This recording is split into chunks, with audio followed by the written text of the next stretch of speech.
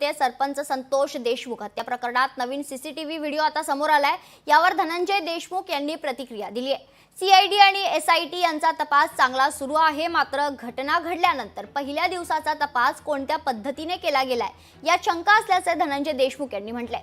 त्यामुळे सुरुवातीचा तपास पुन्हा रिइन्व्हेस्टिगेशन करण्याची मागणी धनंजय देशमुख करणार आहेत, तर केवळ पोलिसांनी दिलेल्या अभयामुळेच आरोपी मोकाट असल्याचं धनंजय देशमुख यांनी म्हटलंय।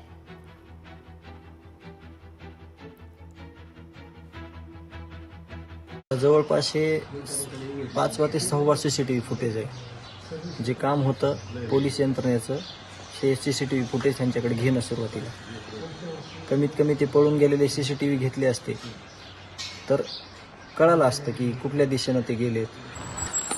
त्याचाच प्रकार आहे ना हा। ज्या ते त्यावेळेसच त्यांना जेरबंद केलं असतं, पकडलं असतं, मुसक्या आवळल्या असत्या, तर ही त्यांना पण मर्मावर त्यांच्या बोट ठेवायची जनतेला वेळ नसती ना आली।